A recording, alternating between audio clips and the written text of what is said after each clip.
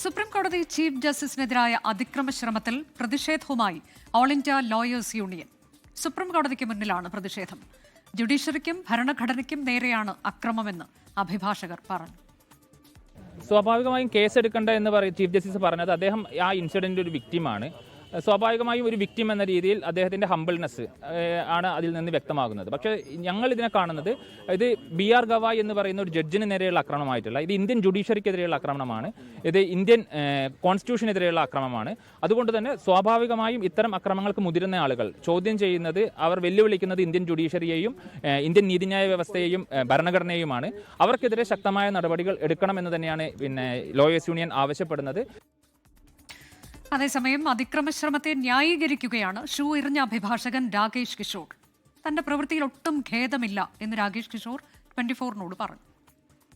तो उसके खिलाफ उन्होंने याचिकाकर्ता से कहा कि जाओ और उस मूर्ति से ही कहो कि वो कुछ करे. तो ये मजाक था.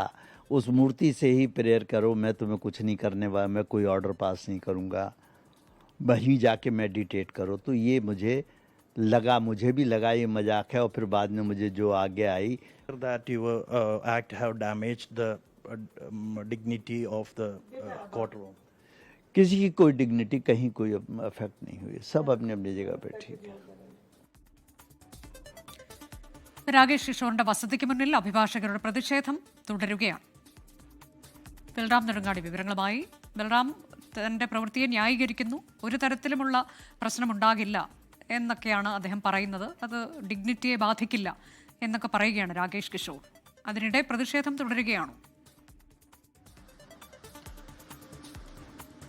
അനുജ, പ്രതിഷേധം ഇപ്പോൾ അവസാനിച്ചിരിക്കുന്നു. സുപ്രീം കോടതി ചീഫ് ജസ്റ്റിസ് BR ഗവായിക്ക് നേരെയുണ്ടായ അതിക്രമം, അതിനെതിരെ രാജ്യവ്യാപകമായി തന്നെ ഈ സംഭവത്തിൽ പ്രതിഷേധങ്ങൾ ഉയർന്നിരുന്നു. ഇന്ന് രാവിലെ അഭിഭാഷകർ സുപ്രീം കോടതിക്ക് മുന്നിൽ പ്രതിഷേധിച്ചിരുന്നു. എന്നാൽ ഇന്ന് അല്പസമയം മുമ്പാണ് ഈ രാകേഷ് കിഷോർ താമസിക്കുന്ന മയൂർ വിഹാറിലെ റിവർവ്യൂ അപ്പാർട്ട്മെന്റ്സിന് മുന്നിൽ ദളിത് സംഘടനകളുടെ നേതൃത്വത്തിൽ പ്രതിഷേധം ഉണ്ടായത്. ഏറെ നേരം പ്രതിഷേധക്കാർ ഇവിടെ പ്രതിഷേധിച്ചു. പ്രധാനമായും ഉന്നയിച്ച മുദ്രാവാക്യം സുപ്രീം കോടതി ചീഫ് ജസ്റ്റിസിന് എതിരായ ഇത്തരത്തിലുള്ള പ്രവൃത്തി ഇത് രാജ്യം അംഗീകരിക്കില്ല, രാജ്യം സഹിക്കില്ല എന്നുള്ളതായിരുന്നു.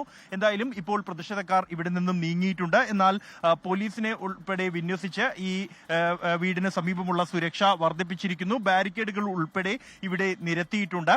കഴിഞ്ഞ ദിവസം ചീഫ് ജസ്റ്റിസിന് എതിരായി ഷൂ എറിയുന്ന ഘട്ടത്തിൽ രാകേഷ് കിഷോർ ഉയർത്തിയ മുദ്രാവാക്യം എന്നുള്ളത് സനാതനത്തിനെ അവഹേളിക്കുന്നത് രാജ്യം സഹിക്കില്ല എന്നുള്ളതായിരുന്നു. അതിന് മറുപടിയായി ചീഫ് ജസ്റ്റിസിന് എതിരായ അതിക്രമം അത് രാജ്യം സഹിക്കില്ല എന്ന മുദ്രാവാക്യവുമായാണ് ദളിത് സംഘടനകൾ ഈ അഭിഭാഷകന്റെ വീടിന് മുന്നിൽ പ്രതിഷേധം നടത്തിയത്. അതിൽ ഏറ്റവും കൗതുകകരമായ കാര്യം, അല്ലെങ്കിൽ ഗൗരവമുള്ള ഒരു കാര്യം എന്നുള്ളത്, ഈ പ്രധാനമന്ത്രി നരേന്ദ്രമോദി അടക്കം നിരവധി നേതാക്കൾ ഈ ഒരു നടപടിയെ അപലപിച്ചിട്ട് പോലും ഈ അഭിഭാഷകൻ രാകേഷ് കിഷോർ തന്റെ പ്രവൃത്തിയിൽ ഒട്ടും തന്നെ ഖേദം രേഖപ്പെടുത്തുന്നില്ല, യാതൊരു തരത്തിലുള്ള കുറ്റബോധവും അദ്ദേഹത്തിന് ഇല്ല എന്നുള്ളത് തന്നെയാണ്. തന്റെ നടപടി അത് സുപ്രീം കോടതിയുടെ അന്തസ്സിനെ ഹനിക്കുന്നതല്ല എന്നാണ് അദ്ദേഹം പ്രതികരിക്കുന്നത്. ഒപ്പം തന്നെ ഭരണഘടനയ്ക്കും സുപ്രീം കോടതിക്കും മുകളിലാണ് പരമാത്മാവ് എന്നുള്ളതാണ് അദ്ദേഹം നമ്മളുമായി സംസാരിച്ചപ്പോൾ പറഞ്ഞത്. തന്റെ നടപടിയിൽ ഒരു തെറ്റും കാണാൻ ഇത്രത്തോളം വലിയ വിമർശനങ്ങൾ രാജ്യവ്യാപകമായി ഉയരുന്ന പ്രതിഷേധങ്ങൾക്കൊടുവിലും ഇയാൾക്ക് കഴിയുന്നില്ല എന്നുള്ളതാണ്. ഒരു സാധാരണ വ്യക്തിയെ സംബന്ധിച്ചിടത്തോളം പോലും അത്തരത്തിൽ ഷൂ എറിയുക എന്നുള്ളത് ഒരു കുറ്റം തന്നെയാണ്. അങ്ങനെ ഇരിക്കെയാണ് രാജ്യത്തെ പരമോന്നത നീതിപീഠത്തിൽ അതിന്റെ തലവന് നേരെ ഷൂ എറിയാനുള്ള ഒരു ശ്രമം നടത്തിയിരിക്കുന്നത്. ആ പ്രവൃത്തിക്ക് വലിയ പ്രതിഷേധങ്ങൾ അതിനെതിരെ ഉയരുമ്പോൾ പോലും ആ നിലപാടിൽ തന്നെ ഉറച്ചു നിൽക്കുന്ന ഒരു നിലപാട് നേരെ ഷൂ എറിഞ്ഞ സംഭവത്തിലാണ് ന്യായീകരിക്കുന്നത് അഭിഭാഷകൻ. ഒപ്പം പ്രതിഷേധവും തുടരുന്നുണ്ട്. ലോകത്തെവിടെയായാലും ഏത് സമയത്തും 24 വാർത്തകളും ഓഗ്മെന്റഡ് റിയാലിറ്റി പാക്കേജുകളും എക്സ്പ്ലെയിനറുകളും വിശദമായി കാണാൻ ഞങ്ങളുടെ യൂട്യൂബ് ചാനൽ നിങ്ങൾക്ക് സബ്സ്ക്രൈബ് ചെയ്യാം.